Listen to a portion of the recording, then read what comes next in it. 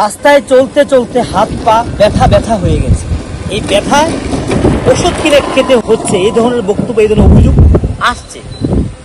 গল্প মনে হলো এই অভিযোগটি কতটা সত্যি, সেই বক্তব্যটি আজকের এই প্রতিবেদন আমরা তুলে ধরার চেষ্টা করবো।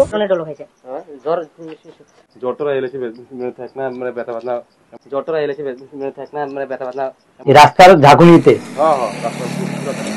এই স্টার জ্বালাতে মানে ব্যথা বেদনা জ্বর উঠে গেছে। এই স্টার জ্বালাতে মানে ব্যথা বেদনা জ্বর উঠে গেছে। তো কি বলবেন রাস্তা নিয়ে, কি বলবেন, কি দাবি জানাবেন? রাস্তা মানে ঠিকভাবে হোক, মানে জায়গাটার নাম কি? এটা নাম হদ্রা।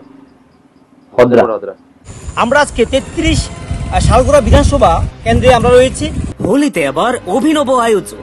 আর রেডিও উদয়পুর গোটা রাজ্যব্যাপী হচ্ছে তারাঙ্গে হোলি অনুষ্ঠান, যেখানে থাকছে ভাংরা লাইভ মিউজিক সহ মাল্টিপল কালার। আগরতলা উদয়পুর ধর্মনগরে হচ্ছে তারাঙ্গে হোলি অনুষ্ঠান।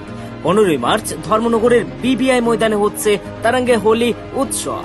তাছাড়া 15 মার্চ আগরতলা নেতাজি সুভাষ বিদ্যানিকেতন গ্রাউন্ডে হচ্ছে তারাঙ্গে হোলি ফেস্টিভ্যাল।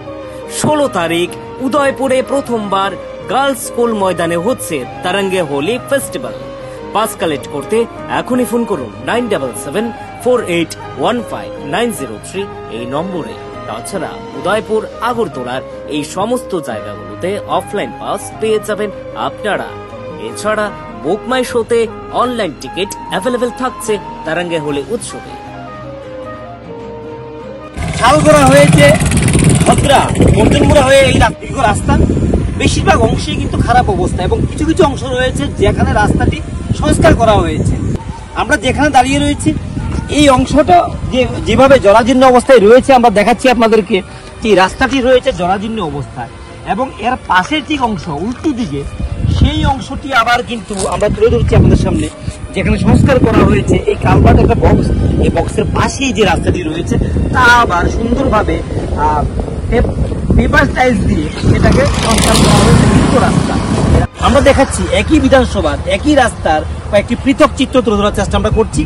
যে অংশে ডেভেলপমেন্ট হয়েছে সেই জায়গাটা আমরা তুলে ধরছি, এবং সেই সঙ্গে দীর্ঘ রাস্তা যেটা ভাঙাচুরা অবস্থায় রয়েছে। মানুষজন চলাচল করতে গেলে তাদের শরীর ব্যথা হয়ে যাচ্ছে।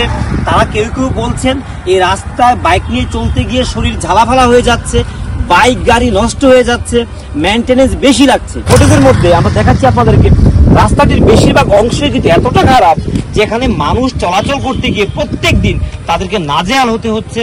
যারা অটো গাড়ি চালাচ্ছেন, যারা প্রাইভেট কার চালাচ্ছেন, যারা বাইক চালাচ্ছেন, প্রত্যেকের কিন্তু সমস্যা হচ্ছে, এবং আমরা তাদের সঙ্গে কথা বলার চেষ্টা আমরা করেছি এবং দেখিয়েছি আপনাদেরকে যে অংশটি ডেভেলপ হয়েছে সেই রাস্তাটি ভালো অবস্থায় রয়েছে, মানুষ চলছে ভালোভাবে, কিন্তু ভাঙাচোরা জায়গার পরিমাণটা কিন্তু বেশি। আমাদের সঙ্গে একজন দাদা আছে, আমরা দিয়ে কথা বলার চেষ্টা করবো।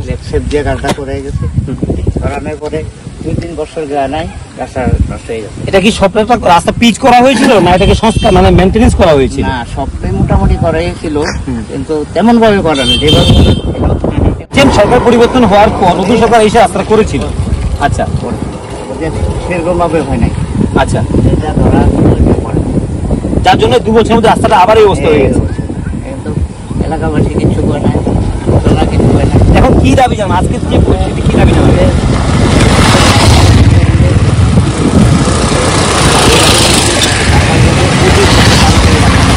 কি অসুবিধা হয় আপনাদের রাস্তার জন্য? রাস্তার জন্য আমরা দেন এই গ্রামবাসী রাস্তার জন্য কেউ বাজার হাটে আসে না। স্থানীয় প্রধানকে জানিয়েছেন, বিধায়ককে জানিয়েছেন? স্থানীয় বিধায়ককে দিকে আসে যায়, সবাই আসে যায়, তারা কি চোখে পড়ছে না? কি নাম আপনার? বাড়ি কোন জায়গাতে? ধন্যবাদ শান্তিবাবু। আমরা একজন এলাকাবাসীর বক্তব্য নিলাম। তাদের বক্তব্য হচ্ছে যে রাস্তাটি হয়েছিল সরকার পরিবর্তনের পর 18-তে, তার পরবর্তী রাস্তাটি হলেও 2 বছরের মধ্যে আপনারা দেখছেন যে রাস্তার কি চিত্র, বিভিন্ন ফুটেজগুলো আমরা তুলে ধরছি, এবং যেখানে পেপার টাইলস দিয়ে যে রাস্তাটা করা হয়েছে সেই জায়গাটা কিন্তু ভালো।